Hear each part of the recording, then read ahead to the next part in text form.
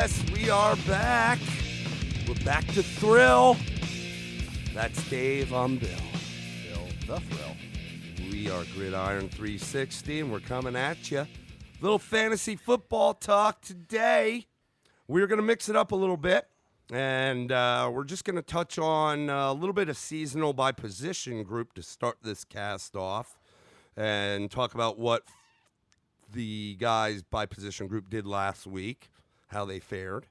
And then we're going to dive right into our DFS stuff, and we're going to blend it all together and do like we like to do, our high-end, high-priced running back and receiver that we're going to play in a DFS lineup on FanDuel, and a low-priced running back and receiver we're also going to play. And then we'll dive right into the lineup build. Sound good by you, brah? Let's do it. All right, so let's talk about the seasonal to start out with by position group, starting with the running back for Week 9. I know I faced him. Got McCaffrey, the number one fantasy running back of the week. Absolutely dominated with 24 carries, 146 yards on the ground, 2 TDs, had 3 receptions for 20 yards and a TD. One of those TDs he had on the ground was like a 60-yarder. Again, we talked about in some of our other podcasts, this offense runs through McCaffrey, and now with Cam down for the rest of the year on IR and a contract looming, the decision lies in whether he's going to stay with them. Regardless, McCaffrey just getting it done, probably the number one overall fantasy player thus far to this point in the season. Yeah, I got to believe it. And just killed it. The number 2 running back from last week, I also had to face in Josh Jacobs, who ran wild against Detroit for 28 carries, 120 yards, and 2 TDs. Just awesome. So you won then? Yeah, no. But I did have Russ Wilson. We'll get into that in a minute. But yeah, the number 3 guy, surprisingly, in his debut with the Arizona Cardinals. Yeah, this was a big surprise to me to get going that quickly. Yep, 15 carries for 110 yards and a TD on the ground. It's a tough defense. Yep. Had 4 receptions, 52 yards to the air. Also had a 2-point conversion. Did really well. Melvin Gordon slots in at the 4th back on the list. Number 5, Devin Singletary for the Buffalo Bills. 20 carries, 95 yards, and a TD. 3 receptions for 45 yards. This is probably his takeover now. This is his. He's got definitely healthy, more explosive than Gore. As much as we appreciate him, I think you'll start to see a lot more of that moving forward. The number 6 running back was yet again another guy that I faced, Derrick Henry. I mean, unbelievable. 3 out of this top 6 guys I faced. How the heck does that happen? As great of a day as Russ Wilson had, it didn't compare. Henry goes 13 carries, 63 yards, a TD on the ground, 3 receptions, 36 yards to the air, a TD. Looked real good. Right behind him is your man David Montgomery. Another solid game from him. Big with the end zone. It was all in the end zone, but still he was getting the workload. And in a loss, he was able to put some points up in fantasy for you. I think you'll see that going forward. As we scroll down the list, Damian Williams comes in after him. A lot of that due to that big 91-yard scamper he had. Le'Veon Bell, I mean, that was against Miami. Now he's hurt. Comes in after that. Zeke, who had a really good day, 23 carries, 139 yards. Didn't see the ball through the air and didn't see the end zone. That's really what held him back. Dalvin Cook, who we had as our high-priced DFS play, not a great day, but a good day. I mean, didn't find the end zone. That killed him, too. If this is a bad day by him in fantasy, then I'll take it all day because, this could be some running back ceiling with 21 carries, 71 yards on the ground, 4 receptions, 45 yards to the air, no touchdowns. And then as you scroll down the list, your players like Chris Carson, Saquon Barkley, they're coming in a little bit behind that. So those high-end guys, Mark Ingram, great day, but only had 15 carries, even though he broke 100 with 115 on the ground. Also had 2 receptions for 29 yards and he lost the fumble. I'm sorry, but didn't see the end zone. Do have A couple of fun names that are actually above those guys that came in. Ronald Jones. Yep, against Seattle. Yep, against Seattle. AP against that Buffalo D we like. So probably one too to mention, because this is kind of coming around with their offense a little bit, is Carlos Hyde. Carlos Hyde would have been probably number 6 or 5 if you didn't catch the game. He had a run for, I think, about like 35, 40 yards, maybe even longer. It was a long run, and got caught on the 1-yard line and got the ball smashed out of his hands and went through the end zone. Yep. So that would have been another 7 points for him. He was 1 yard away. And he had 160 on the ground. So that's an offense that's starting to utilize him a little more. A guy that really just couldn't get his career going has found a little life there in Houston with the MVP candidate, Deshaun Watson. Yep. So that's kind of what we saw last week in terms of the running backs. Again, we're going to not go into projections for next week on seasonal, as you will talk kind of a little more about that, as you will need to take it with a grain of salt when we do daily fantasy, but that'll have more projections for the week ahead. Moving on to wide receiver. You want to start that off or what? Yeah, sure. So, excuse me. So we got, some guys, we had some games that we thought were going to,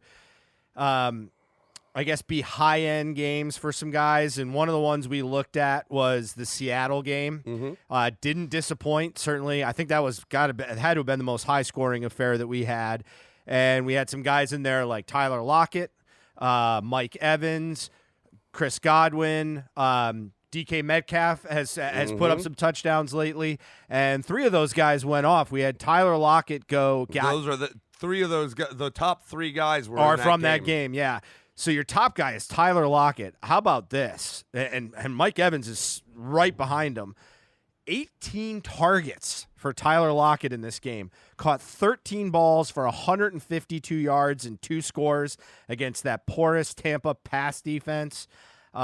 Mike Evans, not a guy that's he's put up some really big games, but not a guy that's gone back to back. He had 16 targets, got 12 receptions, 180 yards and a score. And DK Metcalf, again, 6. He had 9 targets, so another big target guy, 6 receptions, 123 yards, and 1 receiving touchdown. He also got a 2-point conversion in this game. So those were your big 3. I mean, that game went into overtime, 40-34. The one guy who, unfortunately, in the DFS, we'll get to that, we banked on was Chris Godwin. And he didn't have a horrid game, but he did not have a great game. He was 7 for 61 and no scores. So you had Mike Evans again get the lion's share in that game. So those were some of the big ones that we had right off the top. Those 3. Another game, Tyreek Hill, and we talked a little bit about him just because he had one special play that he had absolutely no points from, where he chased down his running back who said he was faster than him from behind. And ended up, though, in the game with 6 receptions, 140 yards, and a score. So he was big. Marvin Jones continues to be a touchdown magnet as well. He got 8 receptions, 126 yards, and a score. Again, we were on that Lions game, but it went the other way as we were thinking Kenny Golladay. Jimmy Garoppolo had a very good game, and one of those targets was who we thought was going to start get running was Emmanuel Sanders. He came in next with 7 catches, 112 yards, and a score. Final, and unfortunately, this guy's gotten IR'd, but Preston Williams for Miami, he had I had the wrong line, 5 catches, 72 yards, but 2 big scores in that game against the Jets. And then going back to Golladay. Golladay, again, didn't have a bad day, but he had 4 receptions for 132 yards and a score. And probably the last one I want to mention out of the top, because we kind of expected this to happen, was Mohamed Sanu with New England. We knew they brought him there for a purpose. He had 14 targets in this game for 10 receptions, 81 yards. So on the lower end on the yards for that receptions, but also got a big score in the loss to Baltimore. Yeah, I mean, a couple other guys I just want to mention lower that are behind them on the list. Not far. DeAndre Hopkins, decent enough day. He went 8 for 48 and a touchdown. They also gave him a little end arounder for like 6 yards. Not crazy, but the touchdown made it good. Zach Pascal Yep. from Indianapolis. And the reason I mention that is Ty is down right now. Paris Campbell, their rookie, is also down and out. I don't know if he's going to be back, but he's out. Yep. And in the past couple weeks, Pascal's seen the end zone. How many times did he get in there? He got one. I think he went. He got in there once this game, but last week he saw the end zone, I believe, twice.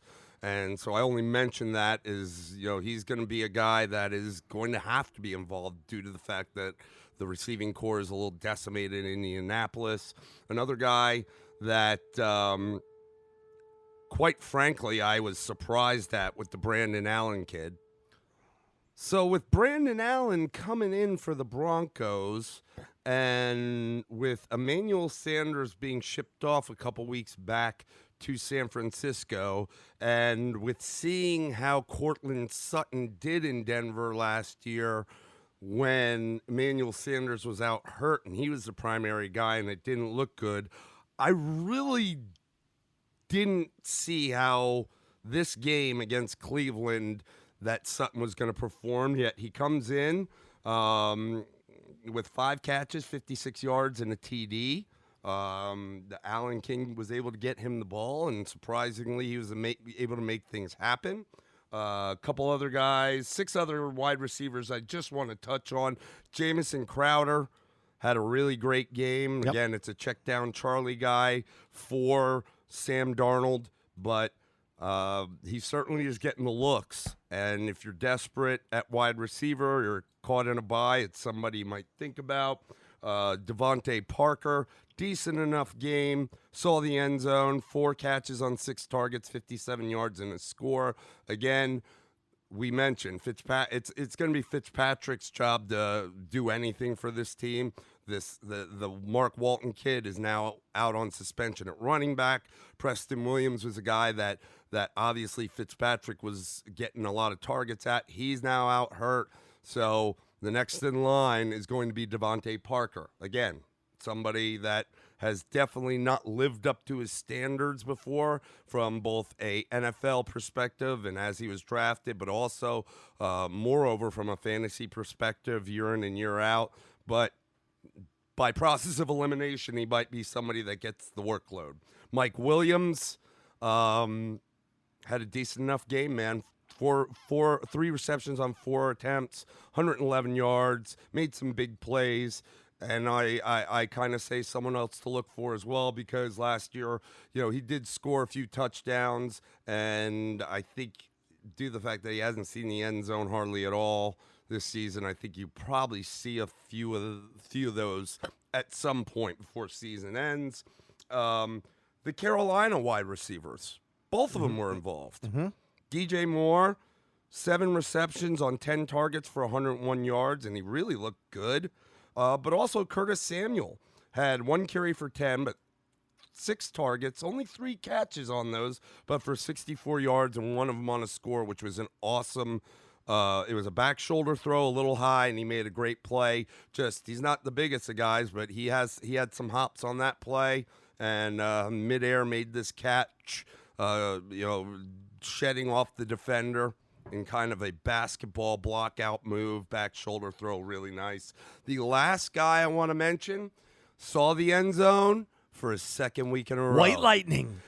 Big game hunter, baby. I was worried you weren't going to go to him. Yeah, I picked him up, baby. Did I not tell you? And you said, no, he's not going to do it again. He And he did it. again, He did buddy. it. I should have gone with my gut. Yeah. I mean, here's the thing, and we mentioned this last week, and here's the thing.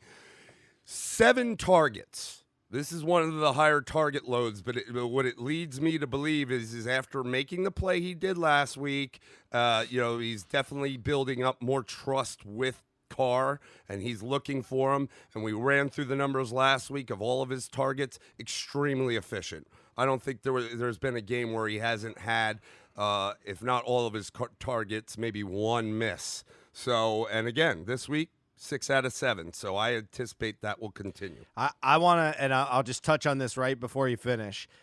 Go back we did a podcast about the TV shows that were on for football, and we talked about the QB1, we talked about The Last Chance U, but then we talked about Hard Knocks. Yes. And one of the big things I took away from Hard Knocks, and I said it back then, was if you watch it, they spend the entire Hard Knocks tooling on Hunter Renfrow. Well, Jokingly. in particular, the head coach. The head coach, right. Every time you saw Hunter, he would be busting his stones. I mean, like, between making fun of his hot wife, like, how did you married above your weight kind of thing, just dogging him the whole time. And I said to you, I'm like, he loves this kid. Even though the whole time he's dogging him, you could tell he loved this kid. And it was, to me, just a matter of time before this played out. And I think we're seeing it. And he's watch this kid play. Really watch good, him play. man. Watch him play in college. The guy doesn't drop the friggin' ball. He runs He'll great routes. get blasted and pop back up. Very, very much like that Wes Welker, Julian Edelman type of toughness. Take a hit. Yeah. He knows how to separate in a short space. I mean, he's a slot guy, but he can get off the line, and he has these great breaks just to give him a step or two. And now Carr's starting to look for it more and more, I believe. Yeah, and you've definitely seen. Look, I have Waller on my team, and he's been phenomenal this year. But the past couple weeks where Hunter has been able to excel, Waller's game has declined a hair. Yeah, and I'll say, I think some of that has to do with balance. But remember, this is a team right out of camp dealing with the chaos of AB, and all of a sudden it's like, oh my God, they got all this unproven talent at the receiver position, lots of trouble. You're starting to see it. You saw Waller started to explode. You'll see some balance, but I still think Waller is the man in that offense, passing-wise. But you're seeing the Hunter Renfrow growth. You're seeing Keelan Doss get in there. They got Zay Jones. Tyrell Williams. They got Zay Jones they just brought in. This offense is starting to get to click. Josh Jacobs looks awesome. The question will be, can Derek Carr become that 330, 340-yard passer without starting to turn the ball over, which he's kind of had some trouble with in the past. But the weapons are starting to evolve for this team from a fantasy standpoint. I don't not like Carr, dude. I don't think he's an elite quarterback by any means, but I think he could probably top 15 based off all the regression we've seen. I mean, just look in his career. He's not been great, but he's not been garbage.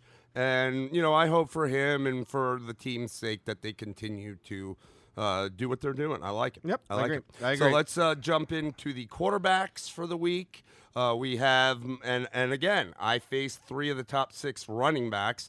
The only thing that gave me a little saving grace was that I had Russell Wilson, who goes, batshit crazy, has 378 yards through the air, 5 TDs, man. 5 TDs. Oh, and a 2-point conversion. Oh, and he carried the ball once, but that was a 21-yard scamper.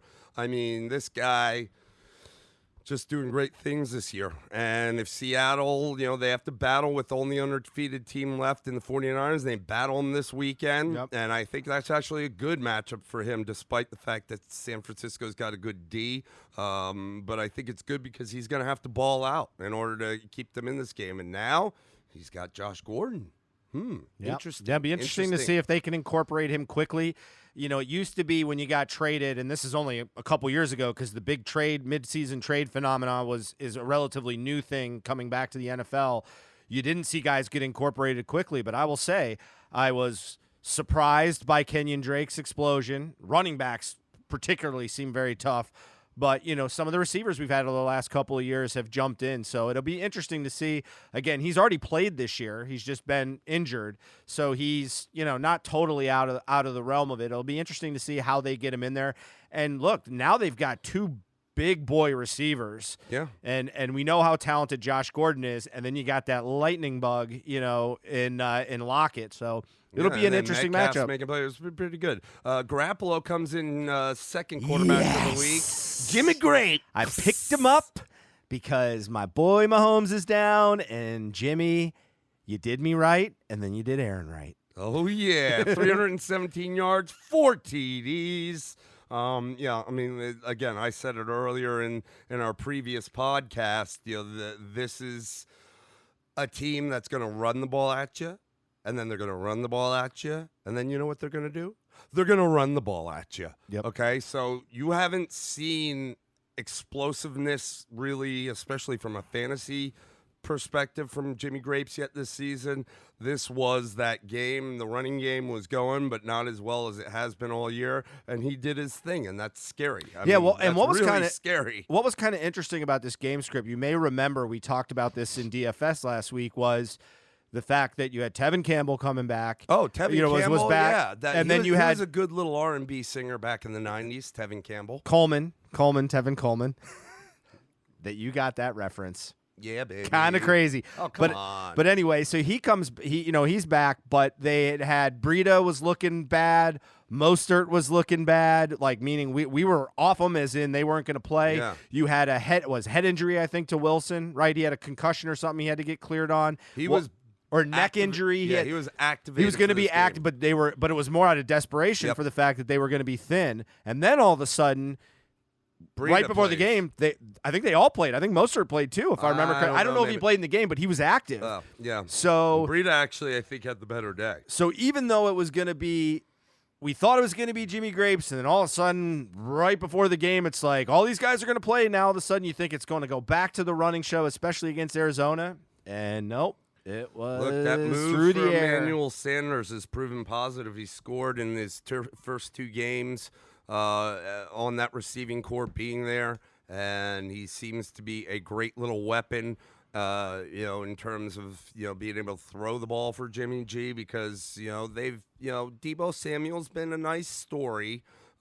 Still just a rookie. Dante Pettis has been non-existent. Marquise Goodwin I think he's hurt now, but he's getting long in the tooth. He's not as fast as he used to be. So, it was primarily Kittle when it came to the wide receiving core. So the pickup of Emmanuel Sanders from Denver for San Francisco, I think was, it's proving that it was a very smart move. Very, very smart move. Yep. Third quarterback of the week in fantasy was our man Lamar Jackson. Oh, guess what? Not only did I face 3 out of the top 6 running backs, I faced the number 3 quarterback too. 16 carry, or what was it? 16 61 yards for 61 yards, but 2 2 TDs scores. On the ground, 163 yards to the air and a score.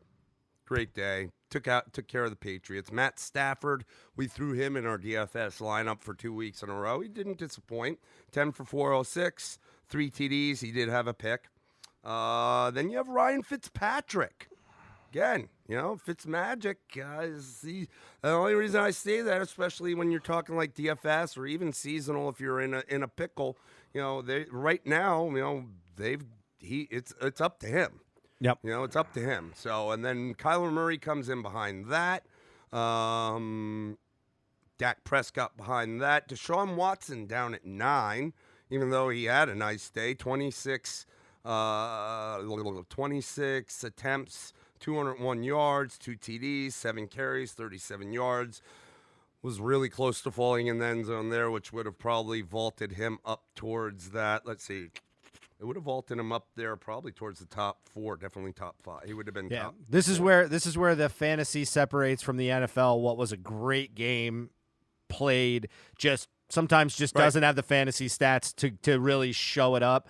And this is kind of why it's, again, because you go look at a guy like Kyler Murray, went and played San Francisco and had a great game. Ryan Fitzpatrick, like you said, against the Jets. Yep. Dak against the Giants was pretty solid. And to be honest with you, look, Derek Carr, he comes in somewhere, 9, 10, 11, 12, 13 on this list. And, he had 44 attempts, man. That's a lot of attempts. Now, he only had 289 yards, but he didn't have any picks. He had 2 TDs, and they won. They won another game, 31-24 versus Detroit. So from an NFL perspective, great game for Derek Carr in my mind. But from a fantasy perspective, it didn't turn out so well. I mean, he had 44 attempts, 36, I think, completions on that. The reality is what is sometimes looks good for a player from an NFL perspective and how that results from the fantasy side doesn't always mesh. This is kind of an example of that, though it wasn't bad for him. He, in our leagues, had 23.56 points. You know, it's from the NFL side, the game side, it was a phenomenal day for him. Yeah, and I mean, only 4 quarterbacks went over 300 yards in this, Jameis Winston being one of them, and he had no interceptions, had 2 scores, yet he's 11th. So, I mean, sometimes things, the way they play out, you know, obviously it's important to get into the end zone for a quarterback and to throw the ball there. But, you know, again, it was a lot of these guys that scored high. I mean, again, only you had Stafford who went 406 and you had Russell Wilson went 378. But, I mean, Garoppolo was 317, but it was those 4 scores. And then you had Jameson go 335. So, you know, again, and this is kind of where you watch it and see what happens. Yep. So I don't really want to dwell on defense again. We didn't do it last week because at this point, like I said, in seasonal, you either have your defense or you're playing the matchup game for the rest of the season, and it's hard to predict. I mean, look, Houston, J.J. Watt out. Absolutely decimated on the back end of their secondary, and they're the number 1 defense of the league this past weekend. So, you know, it's here or there. You're playing matchup games or you're sticking with who you got. I do want to take a brief look at the tight ends from last week. We had a Zach Ertz sighting, best game of the year for him. He had 11 targets, 9 receptions on those for 103 yards and a TD. Noah Fant. He helped the Brandon Allen kid look good. He was. He did. It was a good run, but he had one huge catch, long catch for the touchdown that really took him over the top. And this is kind of the reality of the tight ends, with the exception of, you know, Zach Ertz has been non-existent, but was generally expected to be a top 4 or 5 tight end in the league. George Kittle, again, gets his catches and gets his touchdown. Again, there might go a little bit more to the receivers, so you might see some fall off on the explosive year Kittle's had this year. But I think what might be interesting, the most interesting one of the week is Hollister for Seattle. Really? You got a guy like Will Dissly who, you know, everybody was like, oh, sell high. You know, he was scoring 2 touchdowns a game, at least getting 1 touchdown, not really racking up the yards. In comes Hollister, and they threw to him. They only had 4 receptions for 37 yards, but got in the end zone twice. They like to go to the end zone with these tight ends. If this kid can kind of keep it going, it could be really, really interesting from a standpoint of, again, if you're going to get a touchdown ball, you don't care about the yardage at tight end if you're getting touchdowns. Yeah. Well, you touched on Kittle, and he came in 3.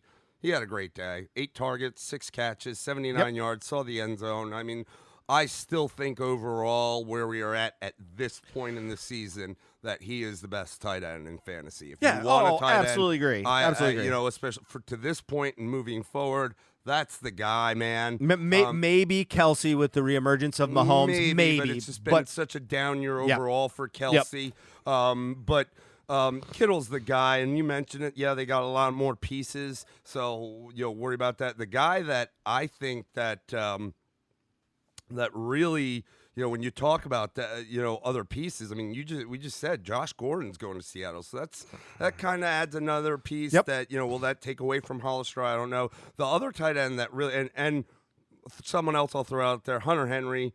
10 targets, man. Yeah, he's gonna get looks. 10 targets. That's enormous for a tight end. 7 receptions, 84 yards.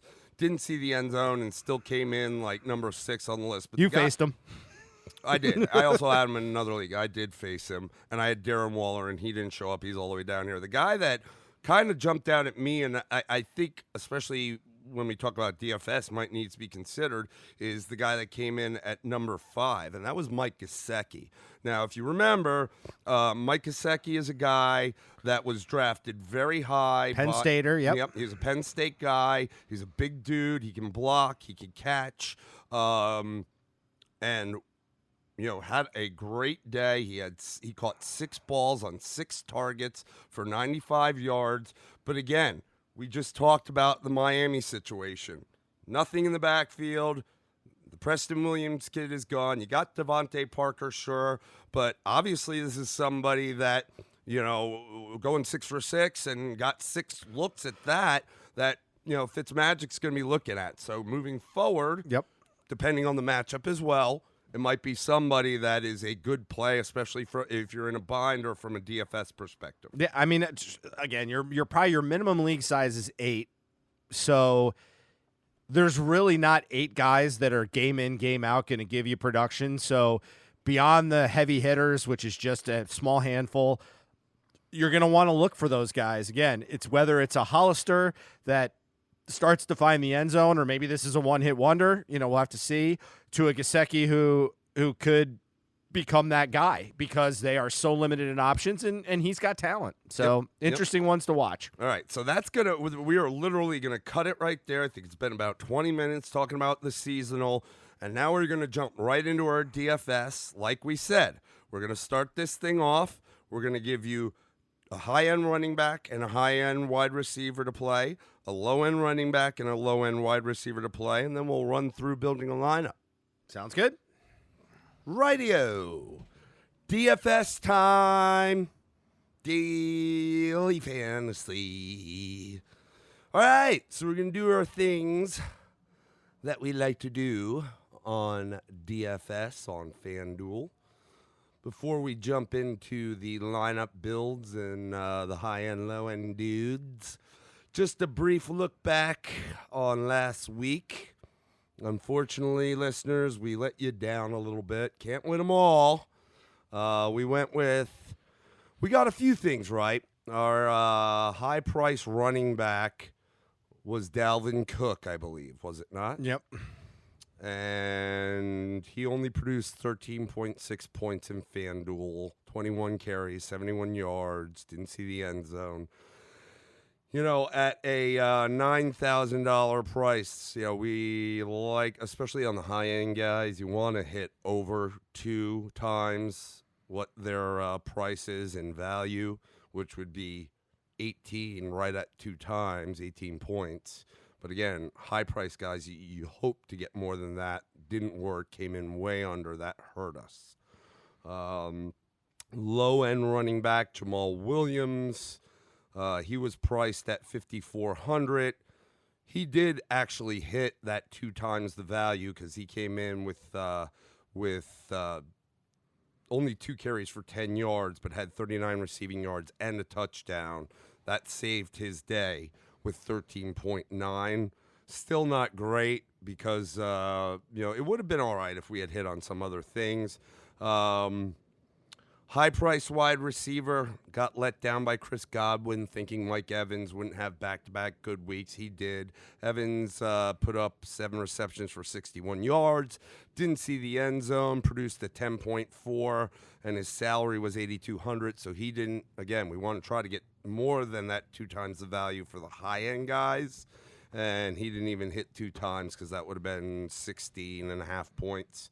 So that was a downfall, and then even worse, our low-end wide receiver was the Deontay Johnson kid. Only $5,000, but he produced a total of 1 point. Now, when we did the lineup, Bill, we did have some bright spots that worked out.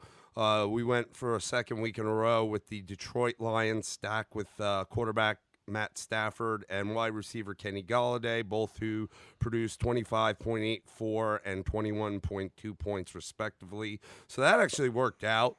We also were able to slide Josh Jacobs in the lineup build. That worked out. He had a great day. 28 carries, 120 yards, 2 TDs, a 24 spot with his $7,200 value. That's about 3 times the value right there. That's awesome. Awesome. Dallas Goedert at tight end didn't work out, 5.9. The Browns defense didn't really work out too well, 5 points.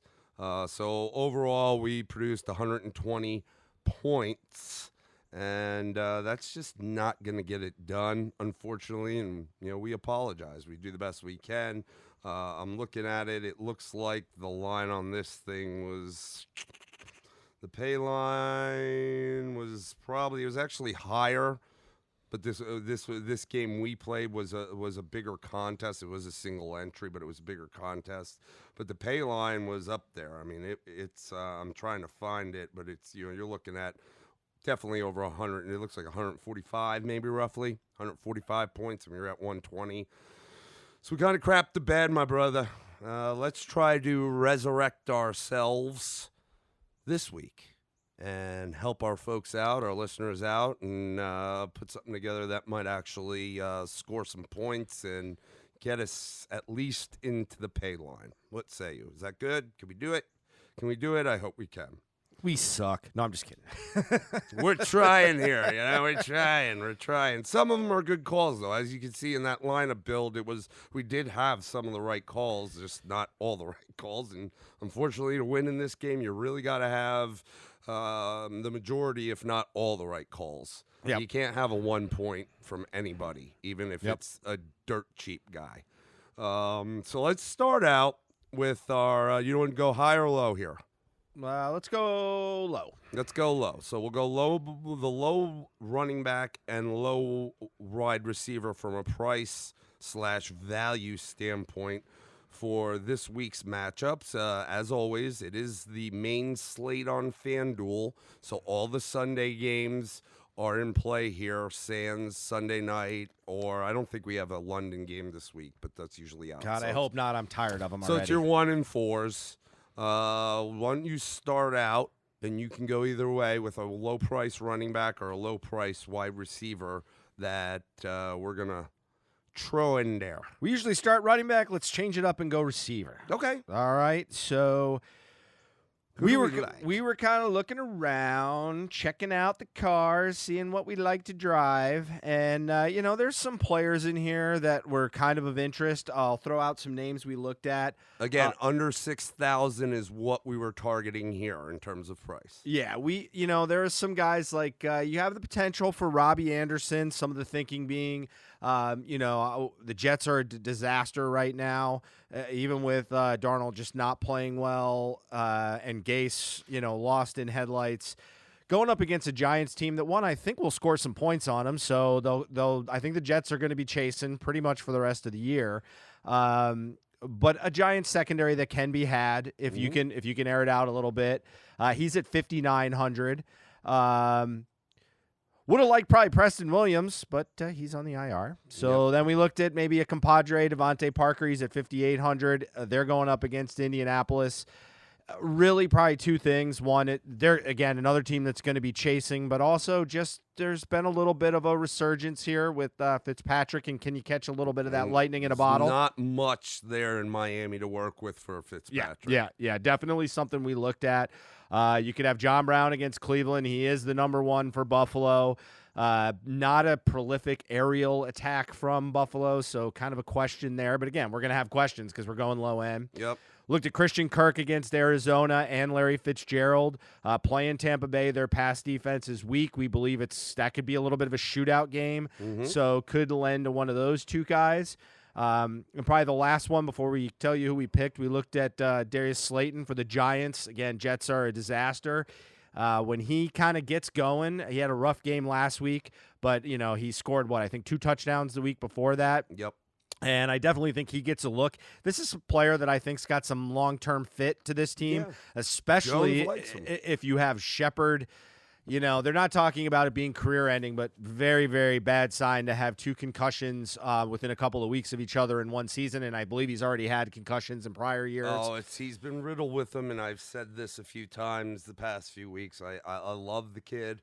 I think he's got great talent. I just, for his own good and for his health, I don't want to lose somebody like that, but, he might need to step away from the game. He's not a big guy. Yeah. So we ended up settling on, even though the matchup from a passing perspective is a little bit tougher, on A.J. Brown going against Kansas City. Couple pieces of a couple nuggets really to chew on with this. One, it's KC. Mahomes is at this point looking like a decent opportunity to come back and play. So you're definitely going to get some scoring out of KC if Mahomes is right playing in that game. And even with Matt Moore, they've scored some points. So it's not like that won't be the case. Tennessee does have a good defense. But what I kind of like a little bit more, which is kind of drawing us to this, is, A.J. Brown has not been, totally consistent in his scoring. But probably over the last, 3-4 weeks in his one poor receiving game against Tampa, he did score a touchdown, so we got some value there. But for the most part, he's been getting in the last 3 games. He got 8 and 7 targets in his third and his most recent game. Yielded some, receptions, 81 yards, 4 receptions, 81 yards in his last game. Here's the thing I kind of like. I looked at this. With the change to Tannehill, they've played, and this is not including the game he came in midstream. He has played against the Chargers, who just shut down the Green Bay defense. Green Bay's offense, and then the Bucs, then the Panthers. He went 23 of 29 for 312 yards, 2 scores, and 1 interception against the Chargers. That was his lowest pass attempts. Then went 21 of 33, only 193 against the Bucs, but had 3 touchdowns. A lot of that because short fields, which is pretty common against the Bucs.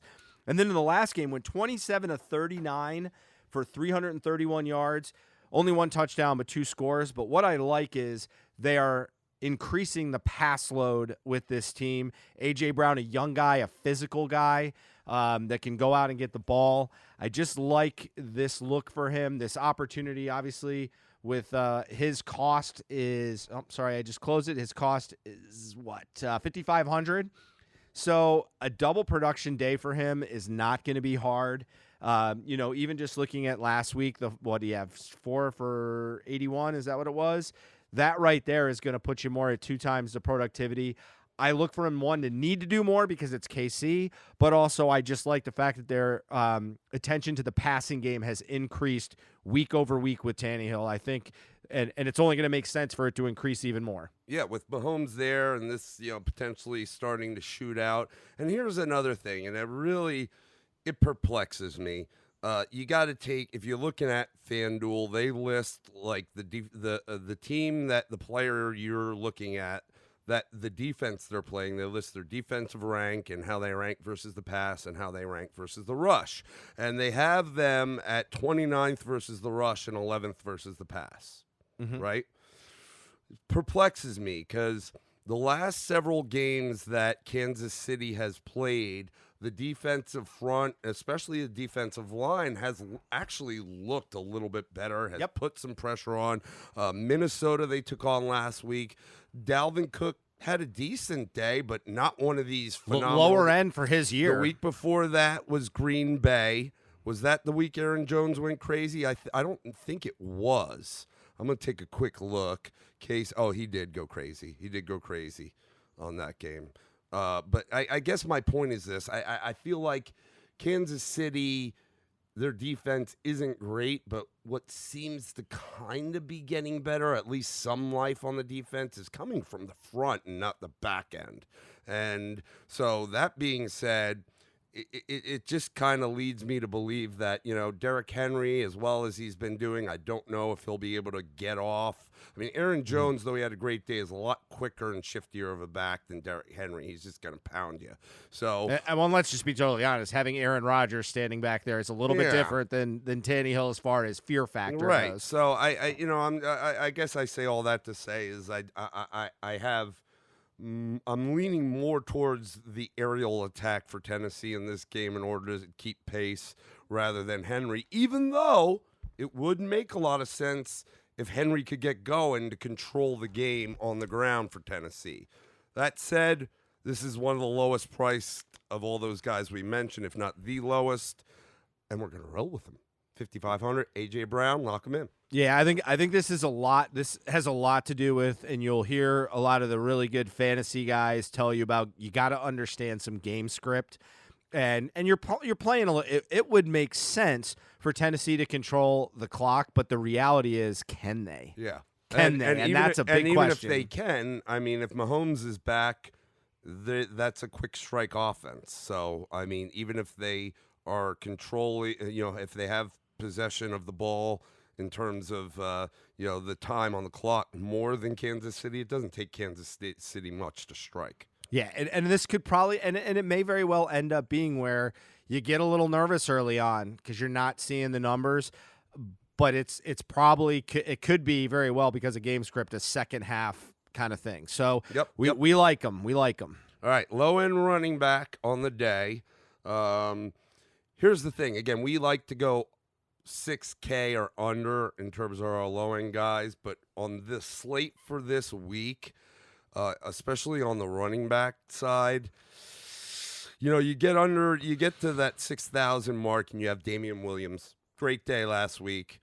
Tennessee's rush D is better. Predicated a lot, though, off of one 91-yard touchdown run. But beyond him at 5,900, you have the Ty Johnson kid from Detroit, which I'm not interested in, especially against Chicago's defense. You have the Darrell Henderson kid for the Rams. Malcolm Brown is supposed to be coming back. You have the Trey Edmonds kid who's been picking it up for Pittsburgh, and Connor may be back. You have Jamal Williams, who I still do like him against Carolina a bit. He's somebody that I might play in another lineup. But as I go down the list of these guys underneath the 6,000, there's nobody that is really jumping out. So what we had to do is go a hair over the 6,000, and I think we did it last week. We have to balance it out with our high end elsewhere with our high end guys. So we started scrolling really from 6,000 up, and we like Devin Singletary for Buffalo, because he's starting to come on. He's definitely going to be taking the reins as the lead back there from Frank Gore. He's definitely more explosive and electric. He's in at 6,700. Okay, so that's even a little higher than we go. Kenyon Drake had a great day last week. First time Tampa Bay this week. First time in Arizona. Tampa Bay this week. Tampa Bay's rush defense is good. Where they suffer is in their pass game. And that could lead to decency because he did have a good... He catches the ball. He can catch the ball and move with it. But, just riddled with guys that are really not jumping out on us. However, we did see your man, Chicago's David Montgomery, coming in at 6,400. Again, lower end. This is as low end as we're kind of willing to go. At 6,400, when we'd like to be closer to $6,000. But since a couple weeks ago and Nagy getting fussed at and, retorting with, I know we have to run the ball, they've been feeding this kid. They've been feeding this kid, and whether he's able to get the points based on the yardage he's getting on the ground, like he did 2 weeks ago against the Chargers, 27 carries, 135, only one rush TD there. Or last week against Philly, where he only had 14 carries for 40 yards, but also had 2 TDs. He's getting the workload. Yeah, and here's the thing that's kind of changed with this team a little bit. I don't think David Montgomery, it might be after this week, may not be priced below 7,000 for the rest of the year. One, it's because obviously there's a fear factor with Mitchell Trubisky. But the one thing the Bears have done, and this they've done to their detriment for a while, is trying to run Tariq Cohen as more of a traditional back, and it's failed. It failed against Philadelphia. They tried it again, running him up the middle in the red zone inside the 10-yard line. It just doesn't work. They finally have really, I think, established themselves as Montgomery is going to get goal line runs. So that's a touchdown opportunity for him in this offense that kind of struggles in the red zone. But also, they have committed to him, rightfully so, as their centerpiece to their offense. So he's going to get the touches. This is a Detroit defense that gives up the run.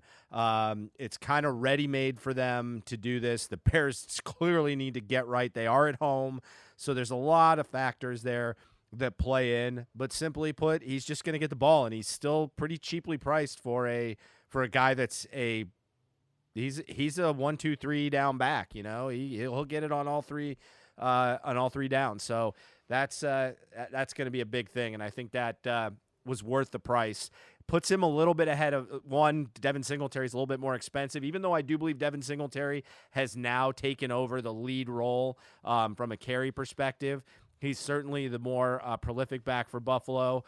But I think Montgomery's right there with him, and I like Montgomery's touchdown potential more so than I like Singletary's. Absolutely, because, you can get unfortunately for Singletary, Josh Allen runs the ball. Yeah, and he if they're can in steal the close, he can touchdowns. steal the touchdown, and I don't feel so much the same in terms of Mitch Trubisky. And they still like the pounding ability of Gore enough that he could steal from you Yeah, in you that could vulture offense. it. Yep. So there we go. We got A.J. Brown as our low-end wide receiver at 5,500. David Montgomery as our low-end running back at 6,400. So that leaves us with $48,100, 68.71 average per position. Let's go high-end wide receiver. All right. Who you got?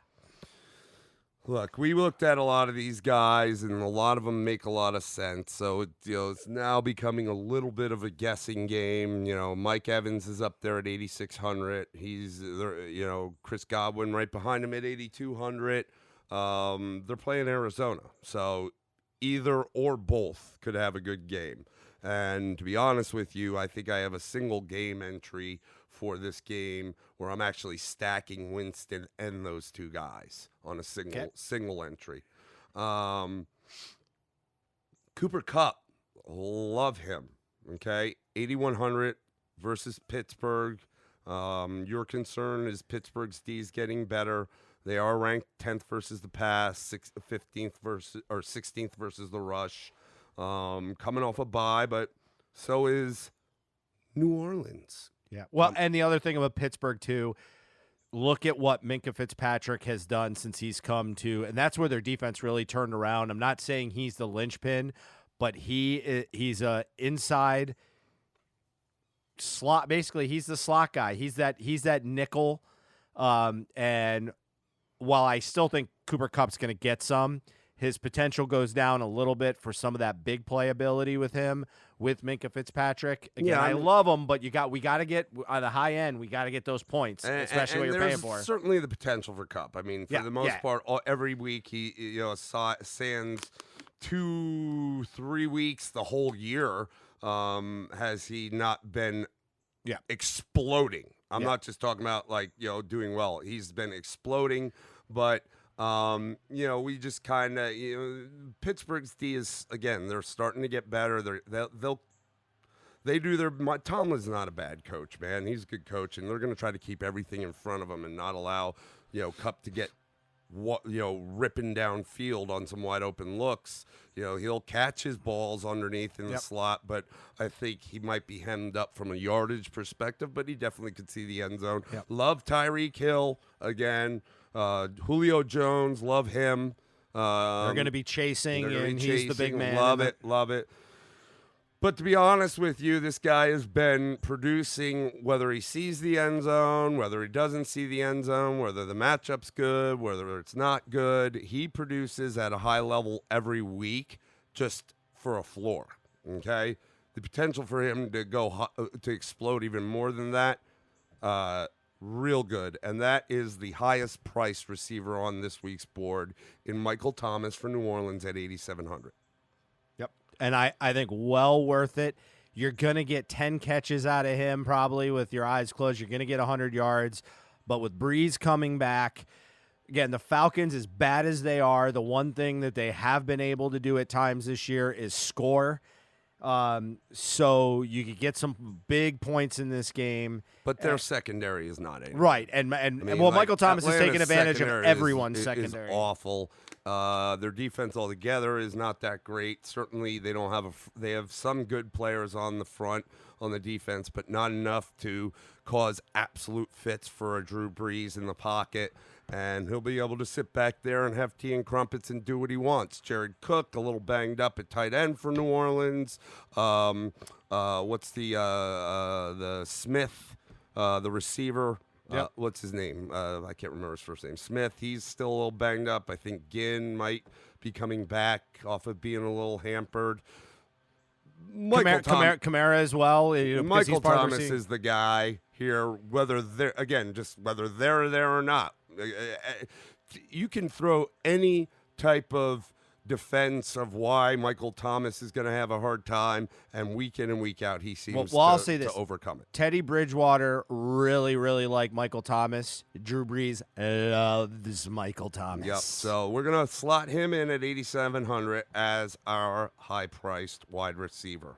Let's go high price running back, brother. All right. Well, What are we're beginning our stack. Stackariliac. And we are going to go in the same game in New Orleans with Latavius Murray. Latavius has not done us wrong. So let's talk about him. First of all, we mentioned Kamara's been on the injury list here for a while. I believe he did come back last week, but was limited, or not last week, the week before. I think he did play a little bit. I don't think he Did did. he? Oh, he did. No, He no, didn't touch the didn't ball? Okay, he play, didn't- but I think he was questionable. There was talk about. Oh, that's He right. might yes. have. He might have even suited up, but Yep. they played Arizona, and there was no need for him to come in and hurt himself. Now, I'll say this. We looked a little bit cheaper on the running back end because, remember, we paid a little bit more than what we normally do for our low-end running back. But here's the thing I like. I like Latavius Murray regardless of the situation. He is the pounding back. He's extremely fresh. This could be a game where, remember, we talked about it. Could it stay high scoring, or could it be that New Orleans wipes the floor with them? Either way, I think we win with this guy. It gives you a chance to bring Kamara back the way you want to bring him back, which is don't overexert him and ruin him, because that's a guy you're going to need down the line and in the playoffs. And certainly if they get in close where it's more of, and they're going to run the ball where, you could get pounded more as a running back than in open space, let's not put it all on top of Kamara just coming back. They'll feed Murray, man. Yeah. If he gets in the end zone, he certainly doubles his value. I could see him easily going over 100. He could own the halfway through the third quarter through the end of the fourth quarter. Again, absolutely. The Falcons' D is bad. Let me ask you a question, Mr. Dave. Sure. We do talk about stacks on this and how sometimes they work, sometimes they don't, the benefit of it, what you're looking at. One thing I often don't like to do is stack a running back and a wide receiver in the same game. Why does it make sense in this game? Well, I think kind of some of what I just mentioned. Like, let's state the obvious. New Orleans offense, especially with Drew Brees, can just be explosive and score. They can score. What you do is you're also, in a way, I don't want to say protecting yourself in this scenario, but maybe you are in game script here, because you have a situation where, like I said, you could have the passing game just explode, which you'll see why that'll really work right for out us the in gates. this. First, right from the gates. Now, so your question is, can Atlanta keep some level of pace, or can they not? And if they don't, it's almost going to make Murray even more explosive. But even if they do, there has to be that running game element and that pounding game element, which they would not have potentially found had Brees not gotten hurt. Right. Because they would have probably stayed with that Kamara role. But I think now that they've found it and what it's done, and think about the resurgence of their defense, what it's done for their defense, that I don't think this is something that they go away from. No. I think this becomes part of their game plan. So, and again, you go back to if they're scoring a lot and it's still close, they're going to get goal line runs. They're going to get all those things. So you're still going to be able to score with him. And if they don't and they get way ahead, this is the ground and pound guy. And he has done it week in, week out.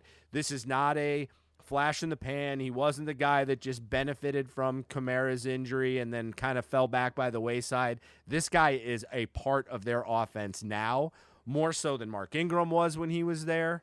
And you said he's played that role. I think he has transformed that role and made it become more prolific. So again, we believe, this is going to be, if you're going to go and stack, you got to believe that it can be a high-scoring game no matter what, because you got to have the touches to get everybody the points.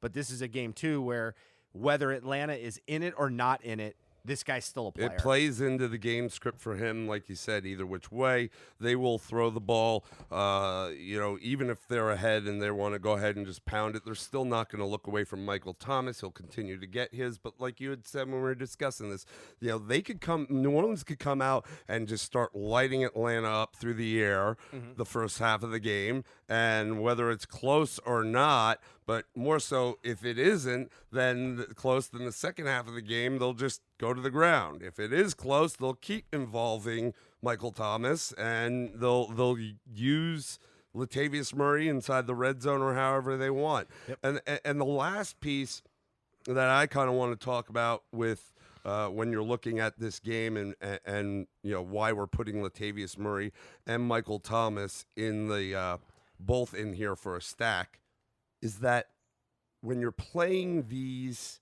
games, especially this one like we're doing where it's a tournament, a GPP, larger pool of people, a good thing in order to kind of put yourself in a potential winning position is be a contrarian. Yep. Stacks, they can help make that contrarian move for you. A stack like we have with a running back and receiver can do it even more so.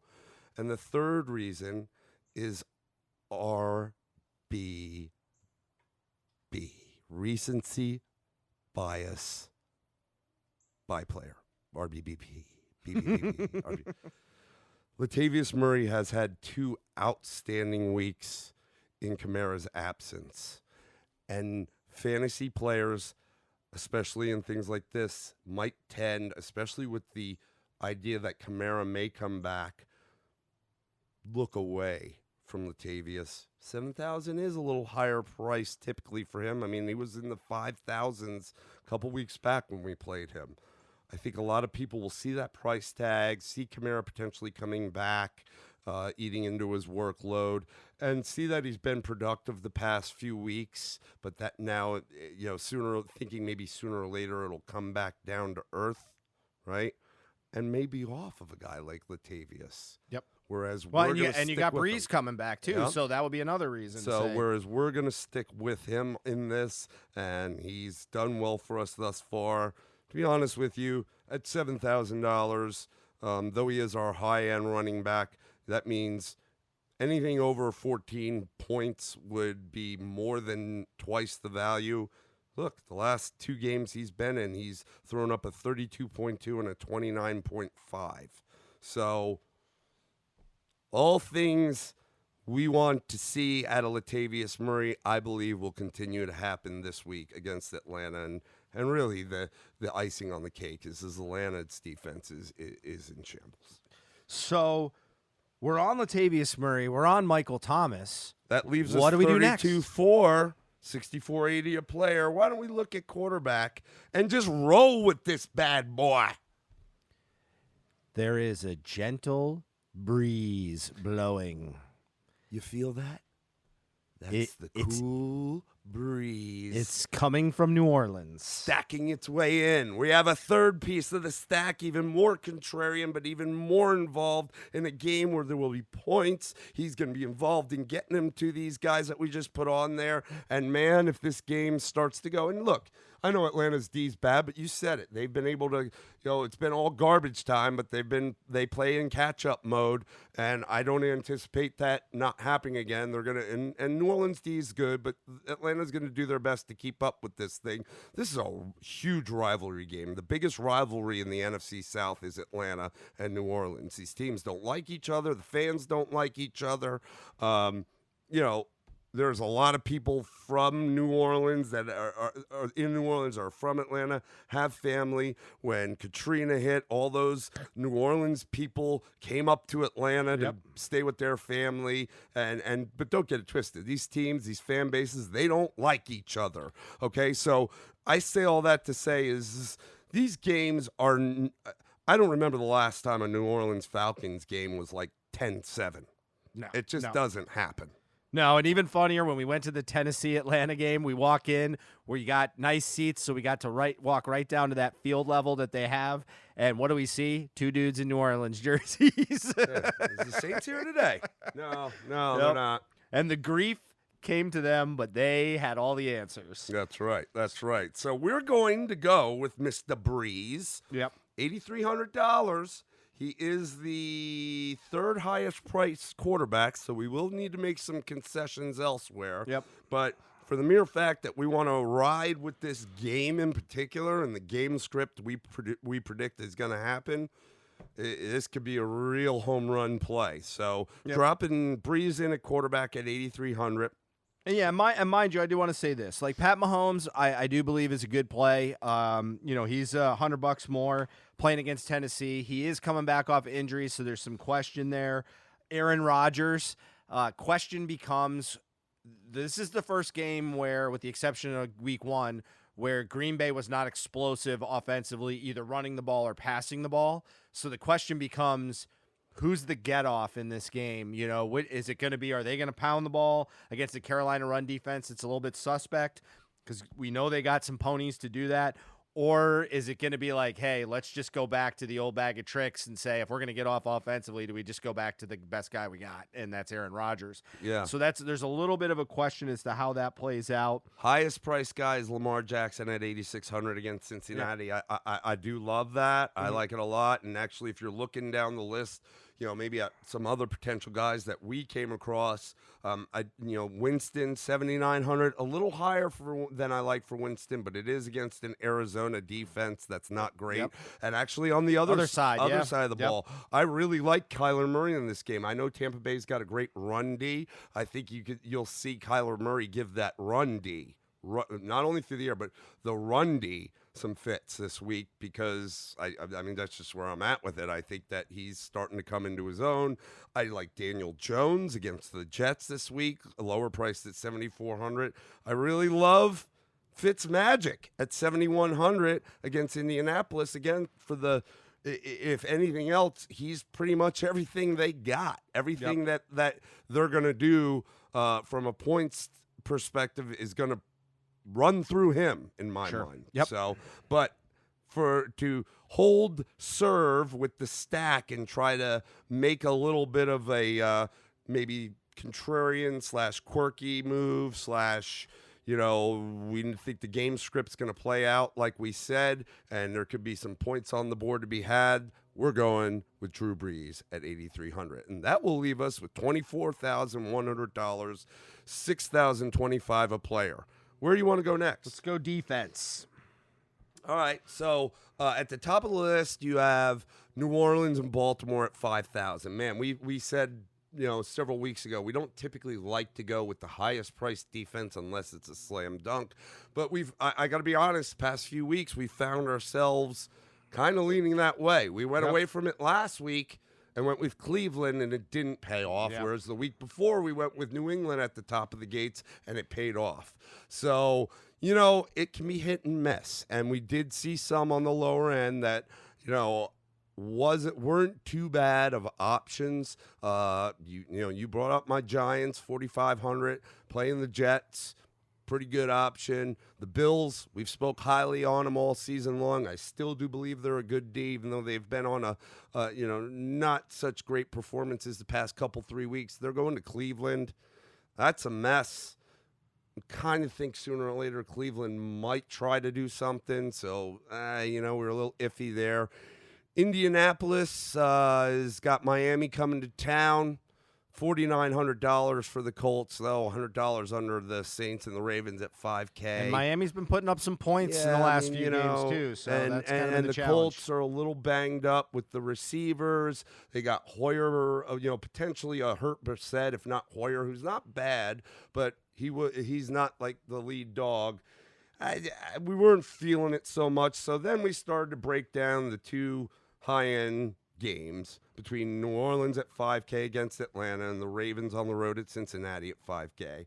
And I love New Orleans defense, but just like we said, there's, as bad as the Falcons have been, they do play in catch-up mode and call it garbage time or whatever. Points against when you're a defense are points against, and that means you're losing points.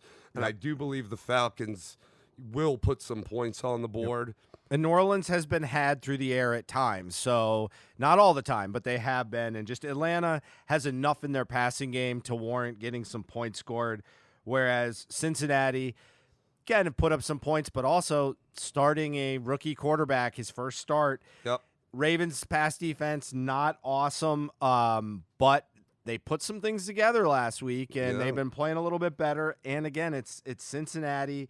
And it's also a game where they could run the ball in this game and keep the point scoring low for Cincinnati. Absolutely. And not let them get out and get going. They don't have as much. There's not going to be a whole lot of fear of that running game. Mixon has had a pretty poor year overall. And the running game in New England, whoever it is, because it's always a mixed bag, has been solid. Maybe not great, solid. I mean, they looked pedestrian last week against Baltimore's defense. And I think Jimmy Smith came back last week, didn't he? Was it Jimmy Smith? Somebody Jimmy Smith came back on the backside for the secondary in Baltimore. Made it a hard time for him. And look, you said it, man. Number one, Cincinnati is bad. Okay. Number two, they're starting a rookie quarterback who I is yet to be seen. Ryan Finley from NC State may turn out not being so bad or be a better option than Andy Dalton. But it is still a rookie quarterback, and it is still his first game. And the other thing I worry about, and this, this might actually, you want to look at it as a plus, but it might be a negative. A.J. Green is back. In what capacity, we don't know. He seems like he's ready to go. I'm sure he'll want to make an impact. But if he gets out there and you got a guy like Finley, even though they have the, Tyler Boyd, Auden Tate, and all this, and we're not even going to talk about Mixon. The running game, Mixon or poo. I don't think they'll be effective at all. But I could see a young rookie quarterback saying, you know what? My God, the number one guy, one of the best receivers in the league the past several years, is back. I got him out there like forcing balls to Green. And if Green's not 100%, or if Baltimore keys on that, they're going to eat this kid alive. Yep. And so, okay. So at that, we will go with Baltimore. Plug them in, lock it down, $5,000. That leaves us 19-1, 63, 66 a player. We got a wide receiver to fill, a tight end to fill, and a sexy flexi. All right, so what we did on this one is, and it was kind of came through some of our discussion, you've already touched upon it. We went to tight end because there was one in particular that we kind of liked, that we knew would be reasonably priced. And that is from, let me say this, because you got tight ends up there. You got Mark Andrews, again, playing Cincinnati. If that game gets a little out of hand, might not see his touches. I like him. But he's a good one. But he's obviously one of three. He had some great games early in the year, and then you see with the Patriots, they involved Hurst, who's actually a good tight end, and then Boyle, who's pretty decent. So, he's not the only tight end there. Yeah, and just the game script could go away from him as the game goes on. Travis Kelce's having probably more of a down year than what everybody expected. Again, not a bad tight end by any stretch of the imagination. It is nice if he gets Mahomes back. There is that connection, and there's obviously every reason to believe that the potential for a couple touchdown performance is there. But he's 6,700, so he's going to cost you. Austin Hooper. Again, one of Matt Ryan's weapons. I love Austin Hooper this week. Yeah. I do, but anybody catching it, $6,600. Keep in mind, they shipped Sanu up to New England, so Hooper was very productive all season long with Sanu there. Mm-hmm. Now with Sanu gone, and they have Russell Gage, I think, is the other guy that kind of took his place. He's not such a great receiver. You talked about it. I like Calvin Ridley on the low end, but the fact that Ryan's not looking at him enough. Yep. When he should be. When he should be. But he has been looking at Hooper. I love Austin Hooper this week, but we did build out a lineup, and in order to fit it into our budget, it wasn't the play we wanted to go. It was a little higher than we wanted to go. Yeah, and once you get really past that, you're looking at some concerns. Crapshoot. Evan Ingram, very inconsistent. Well, and they just announced that he has he has was it an ankle or what did I just say? He has a foot, and so he's not listed as out right now against the Jets, which would be a good play, but he's listed as out against the Jets. Yep. So he's out. You got Jimmy Graham, who drops a lot and only really is worth a while if he gets in the end zone, which has definitely not been a guarantee. Another low-end guy that I do like, but we'll kind of, we didn't want to go crazy with the Stackalicious, and you'll find out why here in a minute. But Jonnu Smith, the tight end for Tennessee, $5,100 against Kansas City. They're not that great at covering the tight end. Yep. Jonnu didn't have a great week last week. The week before that against Tampa Bay, he did all right. He's definitely seeing targets, 5 and 7 targets in the past 2 weeks, respectively. For his price at $5,100, I do like him, but we didn't go that way, did we? No. What we did, went through some of these guys, and one we came to, Was a tight end from Miami, Matt Gesicki. He had a very good career at Penn State.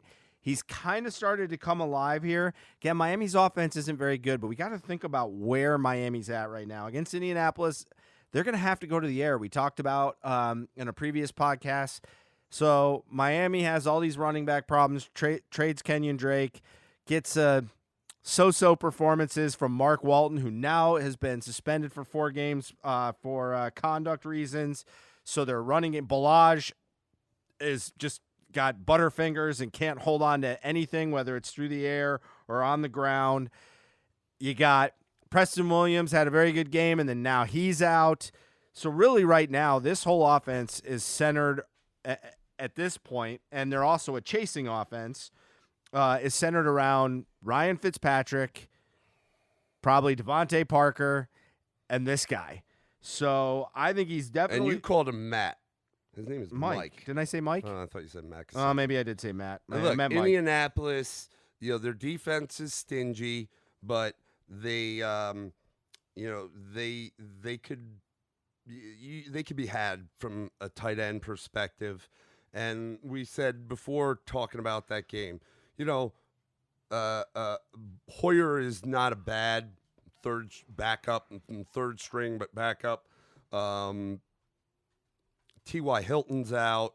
You've got a little bit of a mixed bag when it comes to what that offense might do.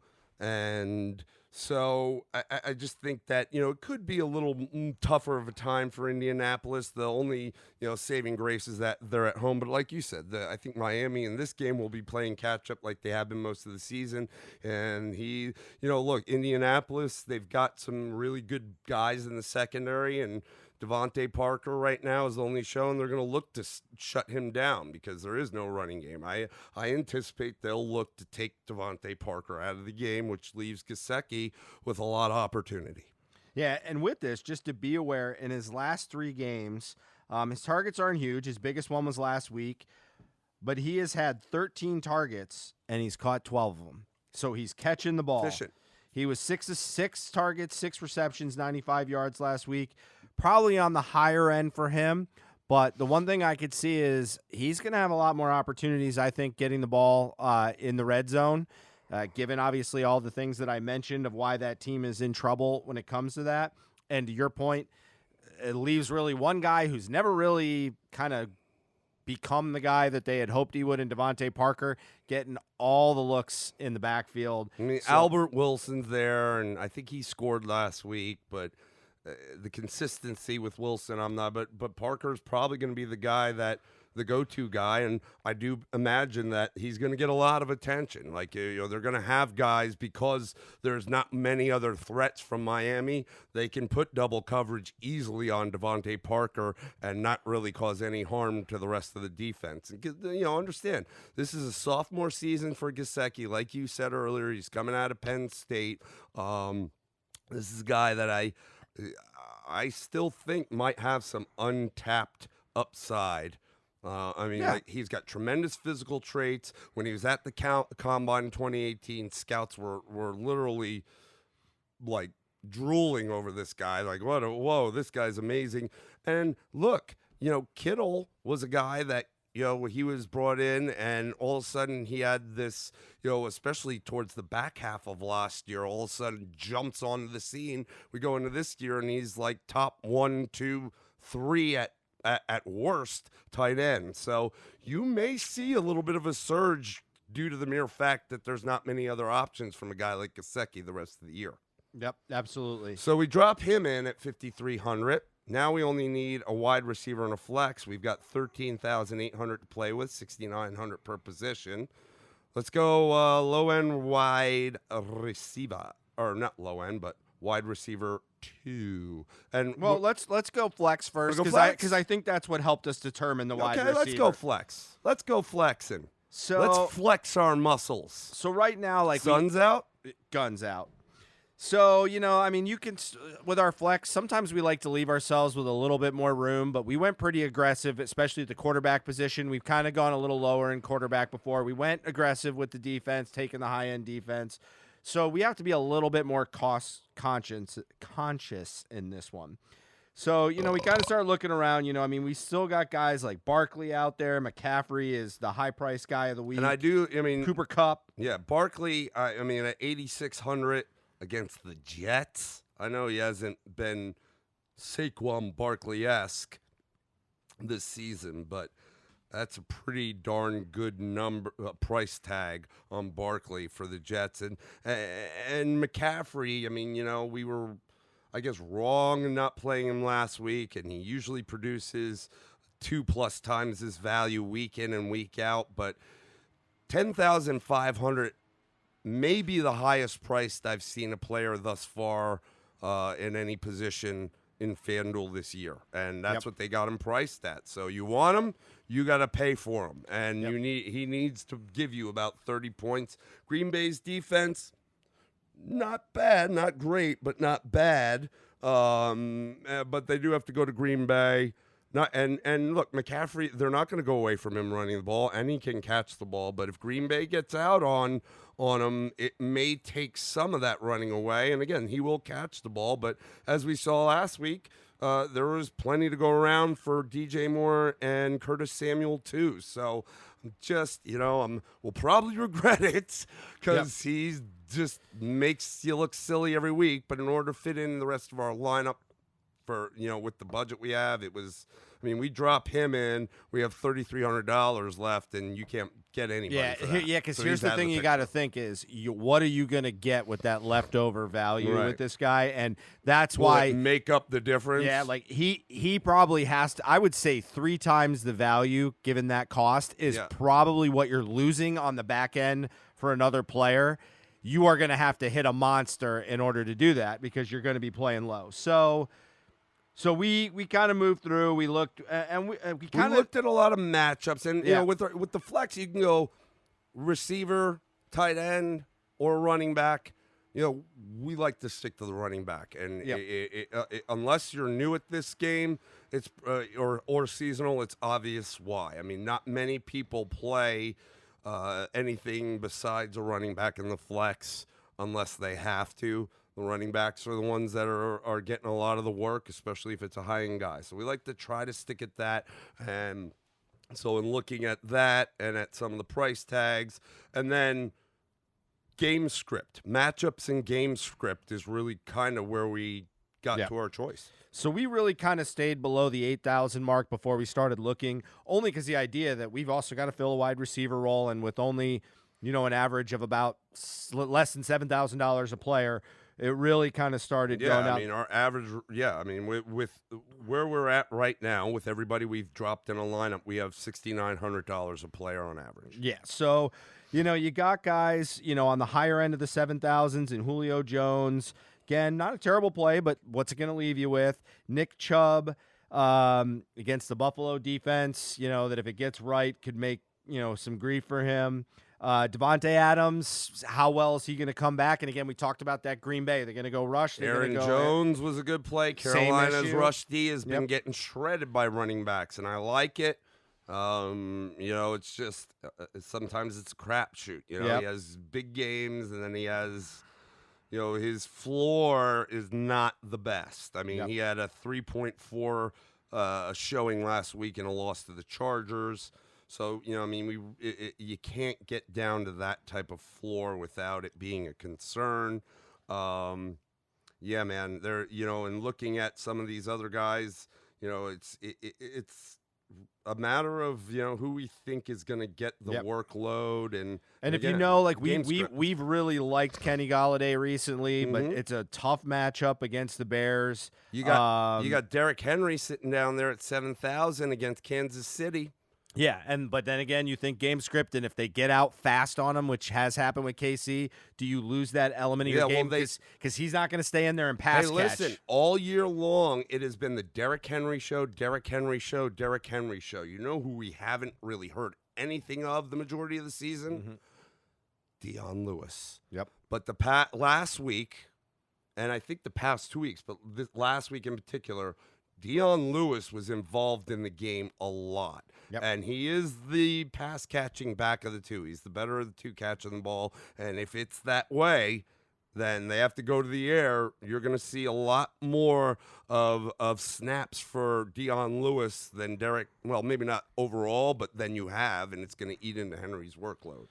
Yeah, I mean, and then you got guys. You got Allen Robinson. Again, Bears passing game has not been very good, even though Allen Robinson has definitely been the best of that passing game. You got Todd Gurley. Again, has hit or miss, but we talked about he's playing in Pittsburgh. Malcolm Brown is supposed to be back. Yeah, and that's a tough matchup. Touchdowns. The defense has definitely gotten stronger, but and he's not getting the games he's produced, and even the games he hasn't produced. Gurley, not heavy touches, not a heavy workload. Right. So one that really stuck out to us, kind of staying in that framework, was Marlon Mack at 7,400. Yes. Now, Marlon Mack has had ups and downs. He's definitely got the workload. I mean, he's been over 16 carries in every game except for one. Mostly he's been north of 20. Yep. His yards in games have been on again, off again. Yep. Hasn't found the end zone running very often. Generally catching anywhere from 1 to 3 passes. So you kind of go, what's going on? But here's the thing I think about with this. You got a quarterback situation that is now in some flux. There is talk whether Brissett will play or not, but he's injured. Either way, he's not going to be 100%. If Brian Hoyer plays, and I know Brian Hoyer came out and passed the ball in that game and did pretty well, but the reality of this is you can't change your game plan mid-game when something like that happens. Like, you got to throw, your backups got to be able to go in and run the offense the way you plan, because you haven't scripted anything else that way. You can make some changes, but it's not like you can change midstream very easily in the middle of a game because your backups come in.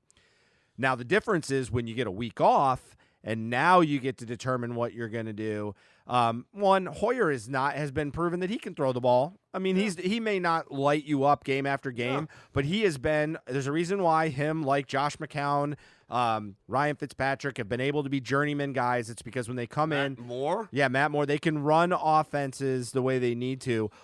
But let's not be crazy. I mean, Miami's run defense is not very good.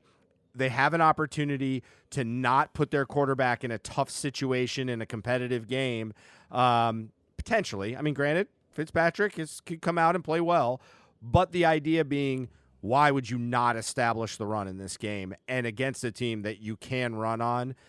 This is the type of game where I see Marlon Mack getting not only a nice workload, definitely plus 20, but also being able to exploit some of that and have a higher end yardage game. So his floor to me is one of the best in the between $7,000 to the $8,000 that we were looking at. And nicely, he comes in, I think, relatively reasonably priced at $7,400. So he's on the lower end of that spread to be able to do that. And again, this is a game where you can get in the end zone, which was even bigger bonus. Well, here's what I have to say about it. And I'm loving this one play as well. And the more I look at it, I love it more and more. So you better not disappoint, Eminem. Again, we talked about Hoyer being in there. Even if Brissett's in there, he's going to be banged up. So to put a lot of the workload on them with T.Y. Hilton out, with the rookie Paris Campbell, who's done some nice things out. They found some things in Zach Pascal, but still. And still have tight ends. The first game of the year, or early in the year, it was the first game at the Chargers. Magnificent day for Marlon Mack with 174 yards on 25 carries and a TD. And he's been fairly solid, but hasn't seen that explosiveness since then. Now, folks, when you're going in here, please do, when you're looking at these players, don't just look at the price and click on them. Look at the game logs. Look at their touches, their attempts. Look at the whole nine. Look at who they're playing and how they play, how you think the game's going to play out. How those defenses match up in terms of how that defense ranks overall versus the pass versus the rush. Here's what I want to say, and I don't know that I've seen this But if you look at the news, and I'm going to run this news down for Marlon Mack verbatim from how FanDuel has it listed under the news, under the analysis. I've never seen this that I can recall. The very first thing they have at the top before they say analysis says what? Time to shine. Wow, I haven't seen. I mean, that they're just stating it. It says the touchdown variance continues to hurt Marlon Mack as the Indianapolis running back has only found the end zone 3 times this season. Well, you brought that up. Yep. However, the volume remains secure as he's logged over 20 carries. As he logged over 20 carries last week in Pittsburgh and has 18 plus carries in 4 straight games. Again, you brought that up. The touchdowns will be coming, they say. And that could very well happen this week against the hapless Dolphins, who now have a win out of their way, so they don't need to feel like they need to get that win, I guess. And the Dolphins are also allowing 151 rush yards a game, only the second worst to the Bungles of Cincinnati, You are winless. who are winless. And then it ends by saying it doesn't say this could be. It says this is the week that Mack goes off for 100 yards and 2 touchdowns, and ownership may remain low in DFS thanks to the fact that he is bumped up in price because 7,400 is much higher than you usually see from Mack. Usually he's in the mid 6,000, so you're talking about a $1,000 bump. Doesn't matter. Lock it in. And but that's the thing is, think about what we've done because of the way we've built our lineup and because of some of the methods that we're talking about. We've left ourselves in a position where that extra bump is not in play for us. We can make that work. Yep. And so that's kind of the important part about when you're building your lineup. You know, most people want to go like, all right, who's going to blow up? And then they pick their lineup and they realize, wait a minute, I got 4 players and I got like $800 left. Yeah, that's not going to work. That's for you. why it doesn't work. And the other thing is this. Look, you know, we play our season-long league on Yahoo. And you go in, you know, everybody looks at the, I'm doing air quotes, projected score of the game. And you feel good about it when you look like you're projected to beat somebody or beat somebody up. Don't get it twisted. That means nothing. Very, very, very rarely is it even remotely close for all your guys to hit what they're saying they're going to hit. So I say that to say you do want to look at all this stuff. Take it all with a grain of salt. That's some pretty high-powered words that FanDuel has in their analysis. And it isn't because of that we're locking it in. Because to be honest with you, I just looked at that. I mean, I was reading some of the stuff. We liked them. Now we really like them because they're feeling what we're feeling. And, you know, I think it's just kind of a foregone conclusion that at 7,400, you know, he's not, you know, if he were just to do 2 times the value, that's 15 points. I think he could hit 20 very easily for us, and that's a win. And that leaves us with $6,400 so for a wide receiver. So it's not like we have to go dumpster diving for another low-end wide receiver, does it? Nope. All right. $6,400 to play with. Who are some guys we were considering? All right, so you got one guy we mentioned in this. Not a game we felt the stack was in order, but you've got Zach Pascal playing. Pasquale. Pasquales. So you got him in there. Guy, again, Giants, we like Daniel Jones. You got Golden Tate kind of getting going in the passing attack. Had an amazing catch last week. If you didn't see it, go search it out. And you can, we always say, you can leave money on the board, but if you can use as much, you know, it's you want to try to use as much possible.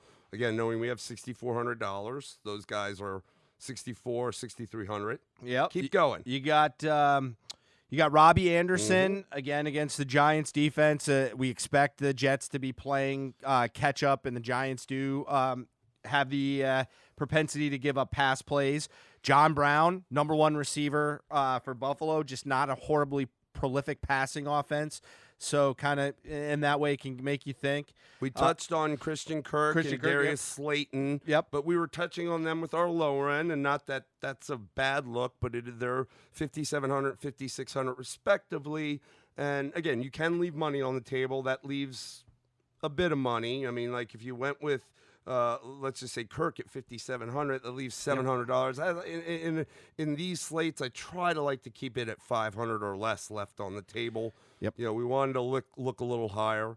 We also looked at another Miami guy. We talked about him, Devontae Parker, 5,800. Yep. Again, leaving money on the table, but he's pretty much the primary target in the receiving core. But, you know, we dropped Gesicki in. I'm not looking to stack the Dolphins by any means. That's not a team you want to stack. But also, like I said, I think a lot of the attention from the Indianapolis defense in the secondary will go to Parker, and they will double cover him. Yeah. Now, here's something I want to bring up when we get to this pick, because it's really, really important. We always say to everybody, you know, trust your gut. Don't live off of us. Trust your gut. Mm-hmm. You know, give you some ideas for how to build it, but go with what you're thinking. And even from here, not to interrupt, even from this cast, between now and Sunday, you've got to continue to monitor what's going on, what the news is, see where certain players are at, if there's injuries, if something crops up that may shift something. And we'll always go to Facebook if we see that and we feel the shift is needed and make a comment there. But I think that comment plays into this. Yep, absolutely. So, again, going with that idea of trust your gut, one of the things that we really like about the setup of the lineup when him and I, Bill and I discuss the high-low running back and the high-low receiver, understanding, listen, we got to fill out a quarterback, we got to fill out a tight end, we got to fill out a defense, but our next guys, and usually critical, are going to be our flex and our last receiver. We've already talked about these guys, so we kind of get going and talk about it before we even get to this selection process. And here's the reason why. Because we want to trust our gut that if we talk about a guy we like, when we say, for instance, drop in a Drew Brees, drop in the Bills defense, and then we go and look at it and go, all right, we like Mac. We go to the flex because it lets us look at receivers and running backs at the same time. Then when we get the next thing, and when he was saying about not spending all that money, we're not just going, because, you know, most people will go and look, and if they do it by money, you'll go, okay, who's the highest guy I can afford? We don't. We looked at it, and then we had already discussed Sammy Watkins, who is our pick for our third wide receiver. 6,400. Yeah, someone we like. Right, as someone we liked and with value. So, that being said, when we saw him, and he just happened to be our most expensive guy that we could afford, we were like, all right, we got it. It's done. You know, and that's the point. Whereas I don't want to get sucked into, all right, he's just the highest guy, so now I'm taking him. That's the point of having that thought process, not just going, I like this guy, and not looking at anybody else, because later on you're going to have to make decisions. And we were able to do that with Marlon Mack and with Sammy Watkins and feel good because of what we saw. Now, you want to talk a little bit about him statistically speaking, just so you can understand where kind of our head's at with it? Yeah, I mean, look, this is a guy that, you know, he's a Clemson guy. I love him. First game of the year out with Mahomes in the fold. He just goes crazy. 11 targets, 9 receptions, 198 yards, 3 TDs, puts up 42.3 points. Not so great in the points column overall. Hasn't seen the end zone since that game. Mahomes is supposed to be back. But even with Matt Moore in and with Mahomes, I mean, the game after Jacksonville, he had 13 targets, only reeled in 6. After that, Baltimore, 5 receptions on 8 targets. Detroit, his lowest target load of the year, 3 receptions on 6 targets. Green Bay, with Matt Moore, 5 receptions, 8 targets. Last week, Minnesota, with Matt Moore, good defense in Minnesota, 10 targets, 7 receptions, 63 yards. We believe Mahomes will be back this week, ready to go. And, you know, Tyreek Hill will get his. Kelsey has been up and down, but you can more than likely count on him being involved. But Sammy Watkins, his upside at $6,400 is so juicy compared to these other guys at this price range. And he's really looked good doing it, to be quite frank. These past few games, he just looks good. Last week, I saw him pumped with the team, with Matt Moore, with Tyreek Hill, with Damian Williams, just pumped.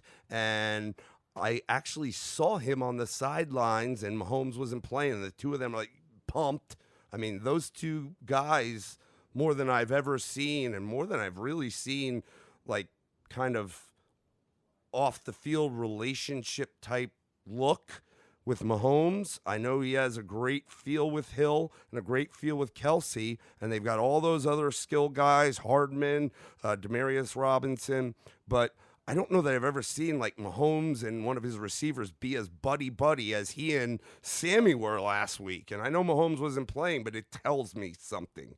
You know, Mahomes saw Sammy make a play on the field from the sidelines with Matt Moore throwing the ball and got pumped.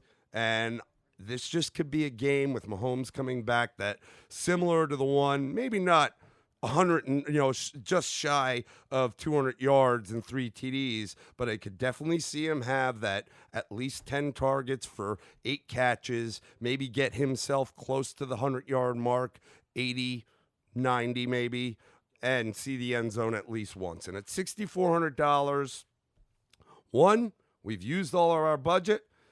Two, I mean, if he produced 2 times that, you're talking 13 points.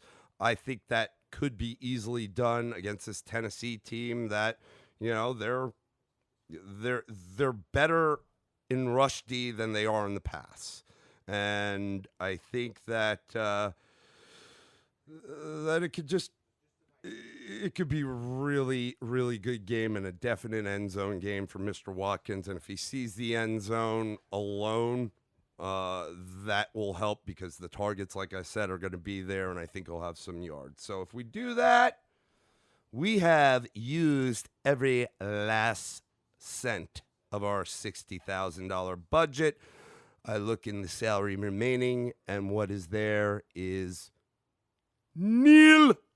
We have nil left over, so that's okay. So let's run it down. We went stacking today with the New Orleans-Atlanta game on the New Orleans side. Put Drew Brees at quarterback at $8,300. Latavius Murray, remember, he was our high-priced choice for running back at $7,000. We threw David Montgomery in there as our low-priced choice at running back at $6,400. Again, eking over that $6,000 budget range, but we had to because of what our options were. We went high-priced receiver, again stacking with New Orleans and Michael Thomas at the top of the list with $8,700.